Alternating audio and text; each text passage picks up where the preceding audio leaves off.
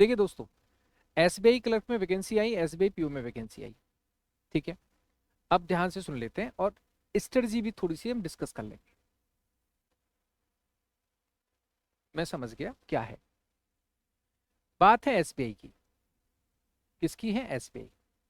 SBI clerk, जहां 14,000 vacancies हैं। ठीक है ना, 14,000 प्लस। अपने अपने स्टेट के हिसाब से आप देख सकते हैं। एसबीआई पीओ की बात करते हैं तो एसबीआई पीओ में आपका जो है 600 वैकेंसीज है, माना कि कम है। अब जनरली आप जो उम्मीद करते हैं वैकेंसीज की, कितनी उम्मीद करते हैं? ऐसा तो नहीं 6,000 उम्मीद करते हैं। आप जो उम्मीद करते हैं जनरली हम 2,000 की उम्मीद करते हैं। जनरली किसकी उम्मीद करते हैं? हम 2,000 की उम्मीद करते हैं, लेकिन उम्मीद अभी आया कितना है? 600 आई है। ठीक है, अभी 600 के लिए भी फॉर्म तो भरा ही जाएगा, पेपर तो होगा ही, और बच्चे एग्जाम देंगे। ठीक है ना। अच्छा, पीओ में क्या हुआ कि यहाँ पे अगर थोड़ा सा पैटर्न चेंज हुआ, थोड़ा क्या ज्यादा ही चेंज हो गया। प्रीलिम्स में आपकी अगर बात की जाए तो हमारा जिनका इंग्लिश, देखो जिनका इंग्लिश क्या है, घना कमजोर है, तो उनके लिए तो प्रीलिम्स में दिक्कत आने वाली है। ऐसा कुछ करके भाई मार्क्स हम खींचते थे तो थोड़ी दिक्कत तो आएगी। जिनका इंग्लिश स्ट्रांग है उनके लिए थोड़ा सा प्लस पॉइंट है, प्रीलिम्स के पॉइंट ऑफ व्यू से उनके लिए प्लस पॉइंट है। हाँ जी, वो खींच जाएंगे मीटर। ऐसे बच्चे भी होते हैं जिनका इंग्लिश अच्छा होता है। अगर आपका इंग्लिश अच्छा है, कई सारे स्टूडेंट होते हैं, तो फिर आप खींच लेंगे, प्रीलिम्स निकाल के मेंस का सौभाग्य मिलेगा। अब यहाँ पे इंग्लिश में जैसे क्या हो गया, 40 क्वेश्चंस हो गए। पहले क्या था, 30 होते थे। क्वांट में आपके 30 है, रीजनिंग में आपके 30 है। अब इसमें एक चीज ये है कि नो सेक्शनल कट ऑफ, तो ये थोड़ा सा क्या है, यहाँ पे एक इससे रिलीफ मिला। जब सेक्शनल कट ऑफ नहीं होता तो थोड़ा आराम मिलता है कि हमारा कोई ना कोई सब्जेक्ट ऐसा होता है जिसमें हम स्ट्रांग होते हैं, जैसे रीजनिंग में स्ट्रांग है, इंग्लिश में स्ट्रांग है, तो उसे हम कवर अप कर लेते हैं। यही होता है ना। अच्छा, ये है, इसमें कोई सेक्शनल कट ऑफ नहीं है और ये क्वालिफाइंग नेचर है। पहली बात तो ये हो गई। दूसरी बात, अगर मैं इसके मेंस की बात करता हूं तो मेंस में भी एग्जाम पैटर्न चेंज हुआ है। ठीक है, अब मेंस में एग्जाम पैटर्न चेंज हुआ है, तो मुद्दे की बात यह है कि यहाँ पे जैसे हम बात करें रीजनिंग, तो रीजनिंग में 60 मार्क्स है ना, और क्वांट में कितना है? क्वांट में भी 60 मार्क्स है, और जीए में भी कितना है? 60 मार्क्स है, और इंग्लिश में कितना हो गया? 20 मार्क्स हो गए। इसका वेटेज कम कर दिया गया। इसका वेटेज क्या कर दिया? कम कर दिया। अब जीए 60 मार्क्स का हो गया, तो इसमें भी चीजों को अच्छा कर सकते हैं। क्वांट है, रीजनिंग है, और इसमें क्या है, डेस्क्रिप्टिव भी होगा और फिर ग्रुप डिस्कशन होगा और इंटरव्यू होगा। ग्रुप डिस्कशन है, इंटरव्यू भी, ठीक है ना। अच्छा जी, डेस्क्रिप्टिव भी है 50 नंबर का। तो दोस्त इसमें क्या है, सेक्शनल कट ऑफ है। इसमें क्या है, सेक्शनल कट ऑफ है। अच्छा कोई बात, पहले सेक्शनल कट ऑफ नहीं होता था, अब सेक्शनल कट ऑफ है। हमारे क्लर्क में कोई भी इस तरह के चेंजेस नहीं है। इसमें मतलब क्या है, सीधी सी बात है, प्रीवियस पैटर्न पे ही हमारा आया। कोई चेंजेस है क्या बताइए? क्या हमारे क्लर्क में चेंजेस हैं? रीजनिंग इसमें उतना ही है, 35, क्वांट 35, और इंग्लिश में क्या 30 है। तो इसमें अगर हम बात करें तो प्रीलिम्स आपका वही पैटर्न है, सेम पैटर्न है प्रीलिम्स का भी और समहाउ मेंस का भी। तो इसमें अच्छा है नो सेक्शनल कट ऑफ, इसमें सेक्शनल कट ऑफ नहीं है, नो सेक्शनल कट ऑफ। अब मुद्दा यह है, सिलेबस दोनों का समहाउ सेम होता है, बस एडवांसमेंट का फर्क है। क्लर्क जो है as per the last year है, क्लर्क का as per the last year है।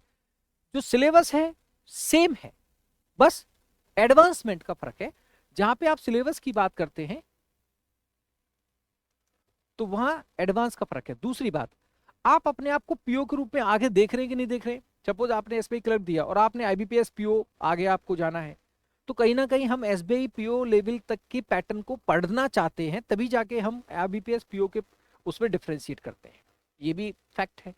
इसीलिए यहाँ वैकेंसी कम है, ठीक बात। या तो आप ऐसा है कि आप बिल्कुल बिगनर लेवल पे हैं।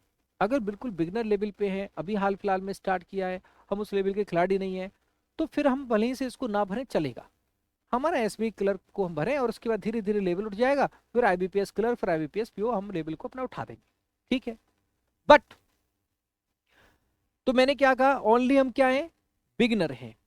क्या है, बिगनर्स हैं, मतलब 2-3 महीने से स्टार्ट किया है, हाल फिलहाल में स्टार्ट किया है, तो सिर्फ क्लर्क को भरकर क्लर्क पे फोकस करके और चीजों को आगे बढ़ाए।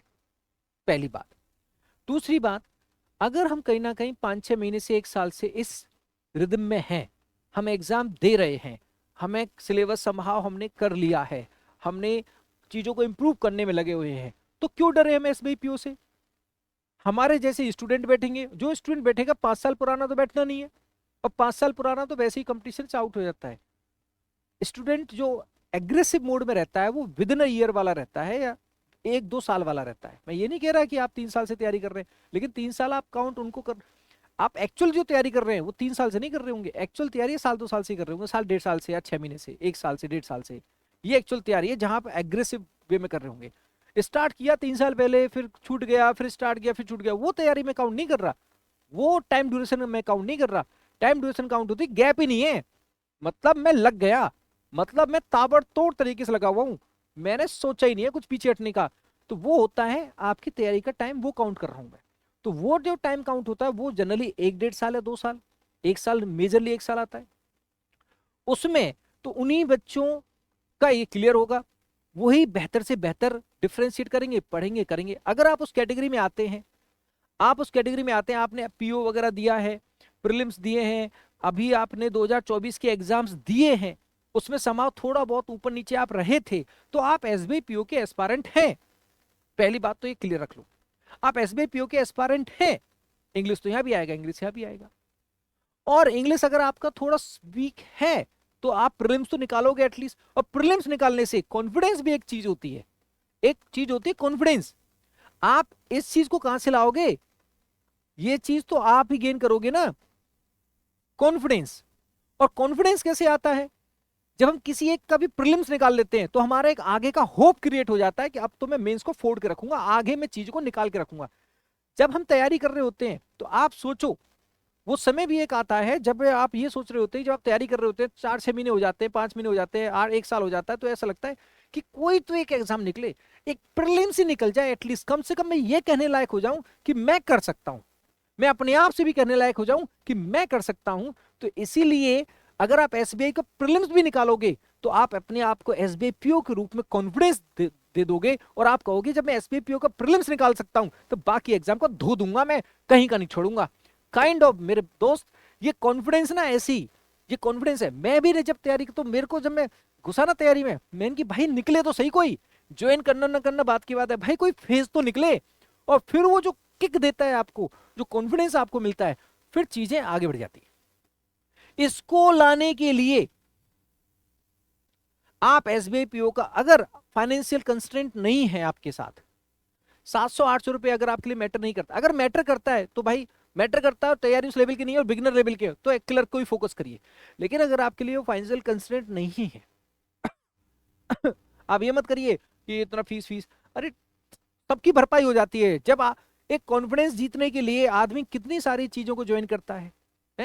कितने सारे चीजों को करता है कॉन्फिडेंस गेन करने के लिए। कई बार तो शॉपिंग करते हैं, कई बार कुछ करते हैं, बहुत सारी चीज कॉन्फिडेंस जीतने के लिए। और कॉन्फिडेंस अगर पेपर को, प्रीलिम्स को निकालने से, उसकी तैयारी करने से, एक नॉलेज बढ़ाने से अगर आपको कॉन्फिडेंस आता है तो फॉर्म भरिए, कोई दिक्कत नहीं है। कॉन्फिडेंस बहुत बड़ी चीज है, तो वो लाओ। और वो कैसे आएगा? पीओ। अब आप क्या करो, सिलेबस सेम है, सिलेबस को थोड़ा इन डेप्थ पढ़ो, क्योंकि एसबीआई क्लर्क का जो मेंस का पेपर है वो भी ऐसा नहीं बहुत हल्का सा पेपर है, अच्छा लेवल का है। अभी आप जो तैयारी कर रहे हैं ना, prelims plus mains, complete chapter wise थोड़ा चैप्टर्स को फाइंड आउट कर लो। ये सिलेबस है मेरा, ये सिलेबस है। अब जैसे, अब ये तो बात समझ में आ गई कि क्लर्क तो हमें करना ही है, लेकिन हम पीओ भी छोड़ेंगे नहीं। अगर हम 1 साल से इस रिदम में हैं, 5-6 महीने से इस तैयारी में हैं, तो क्लर्क तो करेंगे ही करेंगे, पीओ को छोड़ेंगे नहीं। Kind of confidence. दूसरी बात भाई मेरे, अब तरीका क्या है? तरीका ये है, जब मैं स्ट्रेटजी की बात कर रहा हूं, जब मैं स्ट्रेटजी की बात कर रहा हूं तो क्या होगा, बेसिक से advance, basic to advance chapters को निचोड़ दो आप, इन डेप्थ, मतलब कंसेप्ट्स को बिल्कुल निचोड़ दो। कंसेप्चुअल स्टडी तो बिल्कुल करनी करनी है, पहली चीज। अब बेसिक टू एडवांस सारे चैप्टर्स पढ़ोगे, प्रीलिम्स प्लस मेंस, ये तो करना ही है, चाहे क्लर्क हो चाहे में पीओ हो। दूसरा, जो प्रैक्टिस करते हैं आप, जब आप मॉक लगाते हैं तो उसकी संख्या अभी क्लर्क की ज्यादा रखिए। क्लर्क के मॉक ज्यादा लगाएं, डेली बेसिस पे लगाना स्टार्ट कर दो आफ्टर सम टाइम, उसके मॉक ज्यादा रखिए। और पीओ वाले जो मॉक हैं, क्लर्क के मॉक ज्यादा, पीओ वाले जो मॉक हैं उसको अभी आप वीक में अभी आप एक या दो, वो भी किसके, प्रीलिम्स के, प्रीलिम्स के। ये चीज तो आपको करनी ही है, बेसिक टू एडवांस, जहां टॉपिक में मौका मिले पढ़िए। ये मत सोचिए क्लर्क है पीओ है, टॉपिक पता है आपको, सिलेबस आपको पता होना चाहिए, सिलेबस नोट डाउन करिए, इनपुट आउटपुट है, रोटेशन में पढ़िए उसे, रोटेशन स्टडी में गैप बना लो 40 दिन के अंदर, ये टॉपिक क्वांट में, रीजनिंग में, इंग्लिश में, टॉपिक को मैं पूरा खींच दूंगा दोबारा से। एडिशनल प्रैक्टिस तो हम होते, लेकिन अननेसेसरी कंटेंट मत लगाना, इतना समय नहीं है अपने पास। अच्छा कंटेंट, बढ़िया आपके पास क्लास है, उसको रिवाइज करिए। अच्छा कंटेंट, अननेसेसरी यूट्यूब पे इधर भाग रहे हो उधर भाग रहे हो नहीं, जिससे पढ़ना उससे पढ़िए, क्लियर कट रखिए अपनी सारी चीजों को, समय का सदुपयोग करिए, है ना। तो ये चीज है। दूसरा, वीक में आपने 1-2 मॉक लगा ली, क्लर्क मेंस का वीक में 1 मॉक लगा लो, 1 मॉक किसका, क्लर्क मेंस का। और पीओ मेंस का तो अभी लगाने की जरूरत नहीं है, लगाना चाहो तो 15 दिन में 1 लगा लो, नहीं तो अब जीए आपको पढ़ना ही है, तो जीए तो भैया अभी से ही पढ़ेंगे आप, जीए के तो अभी से आप नोट्स वगैरह प्रॉपर तरीके से आप डेली बेसिस पे उसको करना स्टार्ट करो, डेली 1 घंटे, ठीक है, या फिर वीकली, तो उसको तो करना स्टार्ट करो, वो तो सारे एग्जाम में आगे हेल्प करेगा ही करेगा। ये चीज है आपके दिमाग में, सिलेबस बेसिक से advance in clarity in depth आपको जाना ही है, उसको रिकॉल करना है, कंसेप्ट को घुसना है, उसमें घुसना है। और मॉक के बेसिस पे सेक्शनल, कोई सेक्शनल लगा दिया, कभी रीजनिंग का, कभी क्वांट का, है ना, कभी इंग्लिश का, कभी फुल लेंथ लगा दिया, डेली एक शेड्यूल बनाओ कि एक दिन मैं सेक्शनल लगाऊंगा, एक दिन मैं फुल लेंथ लगाऊंगा, एक दिन मैं सेक्शनल लगाऊंगा, एक दिन मैं फुल लेंथ लगाऊंगा, ऐसे करके रिदम बनाओ। जे के नोट्स में डेली बनाऊंगा, चैप्टर्स को मैं रोटेशन का बना लूंगा, स्टडी प्लानर बनाओ। अगर आपको नहीं लगता तो मैं कोशिश कर सकता हूँ स्टडी प्लानर आपके लिए, स्टडी प्लानर होना चाहिए, ये स्टडी प्लानर है, वही सिलेबस है ना। मेंस का अभी कम फ्रीक्वेंसी रखो मॉक की, क्लर्क प्रीलिम्स की फ्रीक्वेंसी ज्यादा रखो, पीओ प्रीलिम्स की फ्रीक्वेंसी थोड़ी कम रखो, ऐसे करके आप चल सकते हैं। मेरा ये दिमाग कहता है कि ऐसे करके आप करेंगे चीजों को फोड़ देंगे, ठीक है। एंड जैसे आप, मेरा जो मेंस का कोर्स है उसमें आप क्लासेस को रिवाइज करो, उसमें मैं वीक में 1 से 2 क्लास जरूर रखूंगा, जिससे कि आपसे थ्रू आपके साथ में कनेक्ट कर पाऊं। सिलेबस मैंने उसमें सारा पढ़ा दिया जो मेंस में आता है, ठीक। जो मेंस का मेरा बैच ऐप पे है, आप देख ही रहे, पढ़ रहे हैं, उसमें मैंने सारा पढ़ा दिया, लेकिन फिर भी मैं 1 से 2 क्लास वीक में जरूर रखूंगा, जिससे कि मैं आपसे कनेक्ट बनाए पाऊं और आपको कहीं ना कहीं करेक्ट कर पाऊं, और एडिशनल आपको अच्छे लेवल की प्रैक्टिस करा सकूं, और रीजनिंग में आपका हाथ पकड़े रखूं, इसलिए मैं जरूर लूंगा। पहला ये। दूसरा, अगर आप मेरे कंप्लीट वीडियो कोर्स में हैं, राधे की रीजनिंग कंप्लीट वीडियो कोर्स है, उसमें टॉपिक का शेड्यूल बना लो, उसमें सारा मैंने एकदम फुल लेंथ में पढ़ा हुआ है, शेड्यूल बना लो कि इन टॉपिक्स को इस वीक में लूंगा, श्लोक की 8-7 क्लास है, 1 वीक तय कर लिया, उसमें मैं कवर करूंगा, इनपुट आउटपुट को उसमें कवर करूंगा, ऐसे अपने क्वांट का बनाओ। तो रिकॉर्डेड लेक्चर शांति से बढ़िया से पढ़िए, तरीके से पढ़िए। क्रिटिकल है, इसको मैं पढ़ूंगा भैया फरवरी के उसमें लास्ट में, रिवाइज कर लूंगा, एक बार पढ़ लिया, फिर क्रिटिकल के मैं सारे क्लासेस को रिवाइज करूंगा। डेटा सफिशिएंसी में उस समय रिवाइज करूंगा, पहले मैं अभी स्लॉग मार देता हूं, इनइक्वालिटी खत्म कर देता हूं, ब्लड रिलेशन उड़ा देता हूं, डायरेक्शन उड़ा देता हूं, ये कर देता हूं। तो ये सारा शेड्यूल बनाओ, और वीडियो कोर्स आपके लिए बहुत ही अच्छा है, जिसमें आप हो बढ़िया, टेंशन नहीं है, अपने हिसाब से शेड्यूल बनाओ, अपने हिसाब से पढ़ूंगा, अपने हिसाब से तय करूंगा, रात में कि दिन में, कब इंग्लिश, कब क्वांट, कब रीजनिंग, मेरे को पढ़ना अपने हिसाब से। ये है, तो अपना एक प्रॉपर तरीके से चीजें लेके चलो, कोई चीज मुश्किल नहीं है। लोग घबरा रहे, मत घबराओ, कॉन्फिडेंस आएगा आपको, जब ऐसे प्रीलिम्स निकलेगा तो आगे भी एग्जाम निकलेंगे। शुरुआत ऐसे ही होती है, कहीं ना कहीं से शुरुआत होती है, वैकेंसी कम का चक्कर जो चल रहा है, प्लस होगा माइनस होगा, लेकिन आप ने जिम्मा उठा लिया है तो अब लड़ना स्टार्ट करो। जब क्लर्क की तैयारी कर ही रहे हो तो पीओ को फोड़ दो, उसको अभी भर दो, कोई टेंशन नहीं है। लेकिन अगर इस पे पीओ को लेकर भी थोड़ा सा, जैसे क्लर्क का एग्जाम जैसी फिनिश आउट होता रहेगा, जैसे फिनिश आउट होगा तो धड़ाक से एसबीआई पीओ में पूरी ताकत झोंक देना, और उसमें जो ताकत झोंकोगे आगे आपको फ्यूचर क्लियर कर देगा, आपका विजन क्लियर कर देगा आगे जो आपके एग्जाम आने वाले हैं। ठीक है जी, तो ये रिदम है। तो बोलो राधे राधे।